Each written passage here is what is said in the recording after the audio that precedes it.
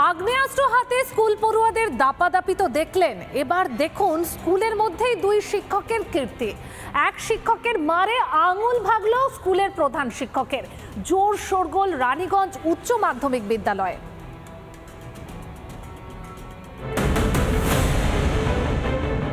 স্কুলের মধ্যেই প্রধান শিক্ষকের সঙ্গে হাতাহাতি আরেক শিক্ষকের।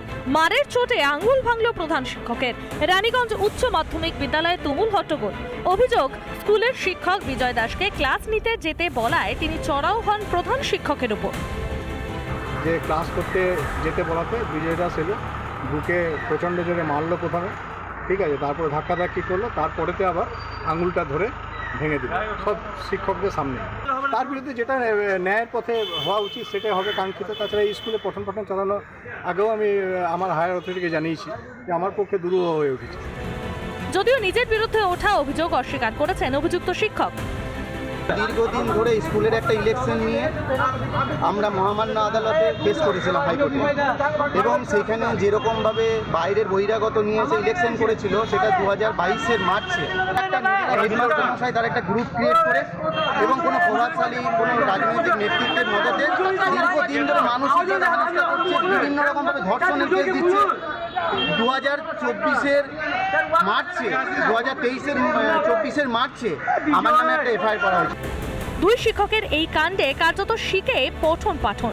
ছাত্রছাত্রীদের নিয়ে থানায় এসে বিক্ষোভ প্রধান শিক্ষকের। Braja Banerjee report, Republic Bangla.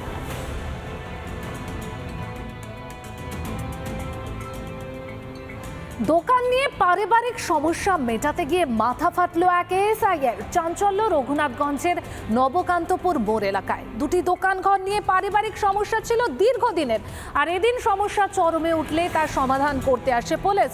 উল্টে পুলিশের ওপরেই চড়াও হয় এলাকাবাসী। লাঠির আঘাতে মাথা ফাটে এএসআই কিশোর ঘোষের। তড়িঘড়ি জঙ্গিপুর হাসপাতালে নিয়ে যাওয়া হয় ওই পুলিশ কর্মীকে। ঘটনায় বেশ কয়েকজনকে আটক করে পুলিশ।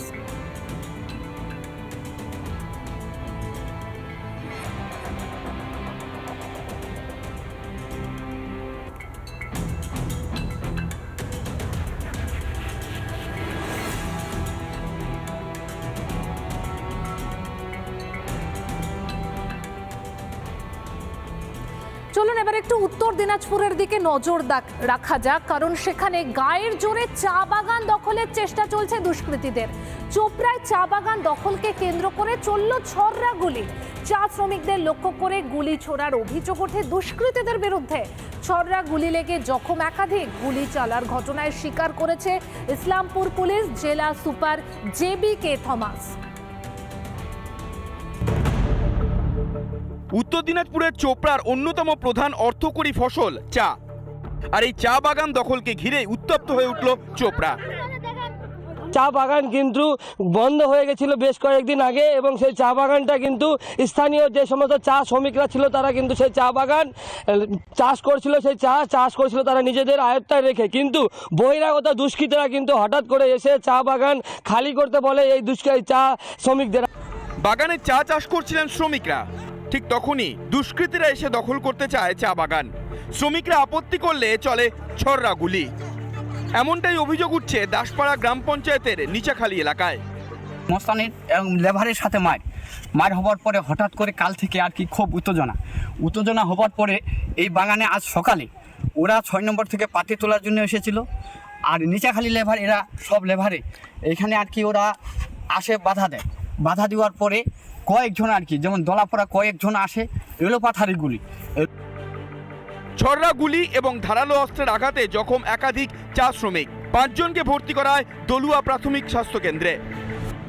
ওরা গুন্ডা মাস্তানগুলো ওখানে পাতি তুলতে আসছিল। শাহিন আসছিল দলাপাড়ার, কোটগোছের শমসুল আসছিল, হাসিবুল আসছিল। লেগেছিল আমার ছেলেকে মারছিল, তখন আমাকে পাথর দিয়ে এখানে মারছে, এখানে ছুরি দিয়ে করে দিয়েছে। এই প্রথম নয়, এর আগে বহুবার চা বাগান দখলকে ঘিরে এমন অশান্ত হয়েছিল চোপড়া। মোটামুটি বিচারটা 8 মাস থেকে চলতেছে। এমএলএ সাহেবের বাড়িতে বিচার দিয়েছি, বিচার হবে বলছে। আজকে ওরা মস্তান বাহিনী চা পাতা তুলতে গেছে, আমরা লেবার গিয়েছি, বাস ওরা গুলি। আমাদের তার গুলি নাই, লেবার সব কিছু মানা করতে। কতজন ইনজুর হয়েছে আপনাদের? আমাদের লেবার মোটামুটি প্রায় 23 জন, আমাদের 10 জন, 33 জন। মানে গুলি লাগছে কজনের? গুলি 2 জনকে লাগছে। আর কতজন জখম হয়েছে? জখম 5 জন হয়েছে। গুলি চলার ঘটনাকে ঘিরে উত্তেজনা গোটা এলাকায়। খবর পেয়ে ঘটনাস্থলে পৌঁছয় চোপড়া থানার দাসপাড়া ফাঁড়ির বিশাল পুলিশ বাহিনী।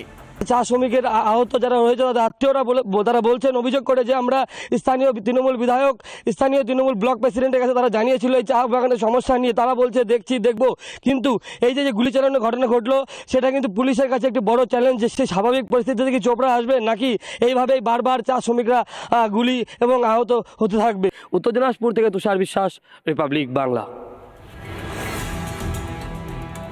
এবার একটু দক্ষিণ 24 পরগনার সোনারপুরের দিকে নজর রাখতেই হচ্ছে, কারণ 1 নম্বর ওয়ার্ডের কাউন্সিলরের অফিসে দিনে দুপুরে সেখানে দুষ্কৃতী তাণ্ডব ঘটল। কাউন্সিলরের অফিসে ঢুকে ভাঙচুর এবং কার্যালয়ে উপস্থিত দলীয় কর্মীদের মারধরও করা হয়। ঘটনায় জখম হয়েছেন 3 জন তৃণমূল কর্মী। মূলত তৃণমূলের গোষ্ঠী কোন্দলের জেরে হামলা বলে সূত্র মারফত খবর। তৃণমূল কাউন্সিলরের অফিসে দুষ্কৃতী তাণ্ডব, সোনারপুর 1 নম্বর ওয়ার্ডের কাউন্সিলরের অফিসে ভাঙচুর, পাশাপাশি মারধর করা হয় তৃণমূল কর্মীদের। অভিযোগ, বাঁশ লাঠি নিয়ে পুরুষদের পাশাপাশি মহিলা তৃণমূল কর্মীদের উপরও চলে হামলা। ঘটনায় দলীয় কার্যালয়ে ছড়িয়ে ছিটিয়ে কাচের টুকরো, লেগে রয়েছে রক্তের দাগ। গুরুতর জখম 3 জন তৃণমূল কর্মী। প্রাথমিকভাবে যেটা জানা যাচ্ছে যে এটি কিন্তু সম্পূর্ণ তৃণমূলের গোষ্ঠীদ্বন্দ্বের মধ্যে কোনো রকম ঝামেলা ছিল এবং সেই কারণেই কিন্তু আজকে দুপুর 12টা থেকে 12:30 নাগাদ এই পিন্টু দেবনাথের যে অফিস, আমি যে অফিস আবারও দেখানোর চেষ্টা করব, এই মুহূর্তে পুলিশের তরফ থেকে এই জায়গায় তালা দিয়ে দেওয়া হয়েছে। খবর পেয়ে কান্নায় ভেঙে পড়েন আহত তৃণমূল কর্মীর মা। দীর্ঘদিন আমার ছেলেদেরকে মেরেছে, হাত ভেঙে দিয়েছে, সেলাই ভেঙে দিয়েছে। লাস্টে ওরা সহ্য করতে না পেরে ওরা একবার মেরেছিল, তাও কপিয়েছিলাম, জানে মারিনি। ওরা বারবার আমাদের আহত করতে আমার মেয়েকে ঘরে ঢুকে মেরেছে। আমার ছেলেকে, আমার মেয়েকে মেরেছে। আতঙ্ক ছড়িয়েছে এলাকায়। থমথমে কাউন্সিলর পিন্টু দেবনাথের অফিস চত্বর। মারপিট হয়েছে, আমরা ঠিক আছে, তোমাদের মারপিট হয়েছে, আমরা তাকে যখন বাইর করে দেবো, কাউন্সিলর দাদা আসুক, আমরা কাউন্সিলর দাদাকে ফোন করে। কে মারলো তাকে চিনেন? যাকে মারা হলো, যাদেরকে? দেখুন, যাকে মারি তাকে চিন্না বলতে ওরা আসা যাওয়া করে সব, মানে পার্টি অফিসে আসা যাওয়া করে সবাই, ওরাও তো, যারা মেরেছে তারাও তো আসে। হামলার ঘটনায় বিরোধীদের নিশানা করেছেন পুরমন্ত্রী ফিরহাদ হাকিম। ভোট পরবর্তী হিংসা বিজেপি করছে, আমরা আক্রান্ত হচ্ছে, আমরা মৃত, আমাদের কর্মীরা মারা যাচ্ছে। আমরা আক্রান্ত হচ্ছি কারণ আমরা গণতান্ত্রিক পথে থাকছি। ওরা এটাকে আবার গুজরাট বানানোর চেষ্টা করছে, যেটার বিরুদ্ধে আমরা লড়াই করছি বলে মরছি। ঘটনার খবর পেয়ে ঘটনাস্থলে যান নরেন্দ্রপুর থানার পুলিশ। রক্তাক্ত তৃণমূল কর্মীদের নিয়ে যাওয়া হয় হাসপাতালে। তবে হামলার কারণ এখনো স্পষ্ট নয়। বরুণ হালদার ও এলিনা ভট্টাচার্যের রিপোর্ট, রিপাবলিক বাংলা।